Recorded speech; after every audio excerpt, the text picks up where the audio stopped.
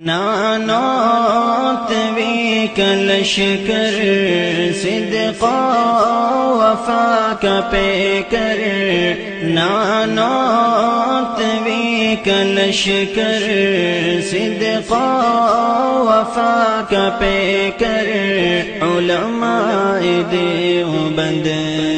حضرت اقدس مولانا قاسم نانوتوی رحمۃ اللہ علیہ کا ایک مشہور واقعہ ہے کہ اس زمانے میں ایک علاقے میں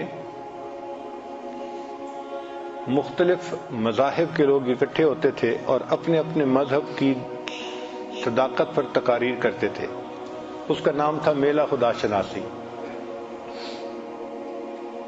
تو جب وہ ہوا تو جو مقامی لوگ تھے انہوں نے سوچا کہ بھئی کون ہو جو اسلام کا وکیل بنے، جس کے علم میں اتنی پختگی ہو کہ اسلام کی حقانیت کو اس طرح وہ کھولے کہ لوگوں کے دل اس کو تسلیم کر لیں۔ تو نظر حضرت نانوتوی رحمۃ اللہ پر پڑی۔ وہ حاضر خدمت ہوئے اور عرض کیا کہ حضرت آپ وہاں تشریف لے آئیے۔ حضرت نے وعدہ فرما لیا کہ ٹھیک ہے، میں فلاں تاریخ کو ریل کے ذریعے پہنچ جاؤں گا۔ اب جو مقامی لوگ تھے انہوں نے حضرت کی استقبال کے لیے تیاریاں شروع کی کہ حضرت نے آنا ہے، چونکہ طے تھا کہ فلاں دن ٹرین کے ذریعے سے آنا ہے۔ حضرت پروگرام کے مطابق ٹرین پر بیٹھ گئے۔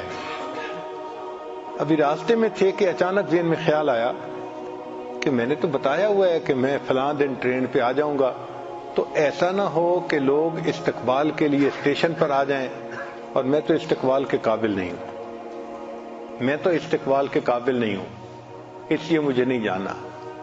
تو اب کیا کروں؟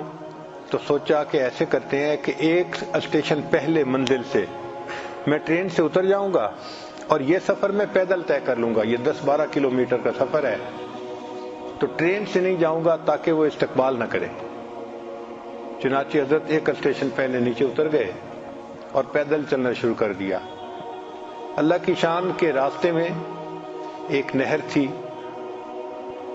تو وہ جب عبور کی تو پاجامہ باندھا ہوا تھا تو وہ گیلا ہو گیا۔ تو حضرت کے پاس یہ جو رومال ہے اس کی جگہ ایک لنگی ہوتی تھی، چادر ہوتی تھی۔ حضرت نے وہ چادر باندھ لی اور اپنے پاجامے کو پھیلا دیا دھوپ پر کہ خشک ہو جائے۔ پھر خیال آیا کہ بھائی وقت کیوں ضائع کر رہا ہوں، پاجامہ خشک ہوتا رہے گا۔ چنانچہ جو لاٹھی تھی نا، اس لاٹھی کو کندھے پہ رکھا اور پیچھے اس لاٹھی کے اوپر پاجامہ لٹکا دیا اور چل پڑے۔ نہ کوئی خادم ہے، نہ کوئی اور رفیق سفر ہے، یہ اسلام کا سفیر اس مسکنت کے ساتھ سفر کر رہا ہے اللہ کے۔ شہر پہنچے تو سوچا کہ بھائی میں کسی سرائے کے اندر، کسی موٹل کے اندر کمرہ لے کے تو آرام کرتا ہوں۔ تو ایک جگہ آپ نے کمرہ لیا اور کمرے میں جا کے آرام کرنے لگے کہ جب فنکشن ہوگا تو میں اس میں پہنچ جاؤں گا۔ اب دوسری سائیڈ کی بات سنیے کہ جو شہر کے علماء تھے وہ تو سارے کے سارے اسٹیشن پر تھے، ایک مجمع تھا، جمع غفیر تھا۔ ٹرین آ گئی، لوگ انتظار میں تھے کہ حضرت آئیں گے تو ہم ہار پہنائیں گے، استقبال کریں گے گرمجوشی کے ساتھ۔ ساری ٹرین کے لوگ آئے اور گھروں کو چلے گئے اور حضرت نظر نہیں آئے۔ تو لوگوں کو بڑی پریشانی ہوئی کہ بھئی مہمان کہاں جو آنے تھے۔ جو ان کے بڑے عالم تھے انہوں نے کہا کہ بھئی ہو سکتا ہے کوئی وجہ بنی ہو کہ ٹرین مس ہو گئی ہو، تو ممکن ہے کہ کسی اور ذریعے سے سفر کر کے پہنچ جائیں، تو آپ پتہ کرو جب بھی وہ آئیں گے تو آخر کسی ہوٹل میں آرام تو کریں گے نا۔ تو شہر میں جتنی سرائے تھیں اس قسم کی جگہیں، وہ سب سے پتہ کیا گیا، تو کہیں بھی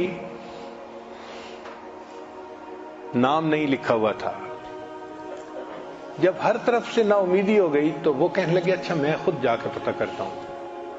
تو وہ گئے اور جا کے جو لوگ آئے ہوئے تھے اور کمرے بک کروائے تھے ان کے نام چیک کیے، تو ایک جگہ پر ایک نام لکھا ہوا تھا شمس الحسن، خورشید حسن۔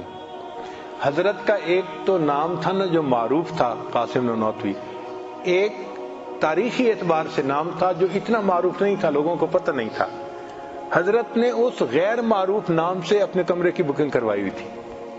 جب انہوں نے خورشید حسن کا نام دیکھا تو ان کو کچھ شک پڑا کہ کہیں یہ نہ ہو، تو انہوں نے ہوٹل والے سے پوچھا کہ بھئی یہ کون؟ انہوں نے کہا کہ یہ کوئی عالم نظر آتے ہیں اور انہوں نے کمرہ بک کروایا اور آرام کر رہے ہیں۔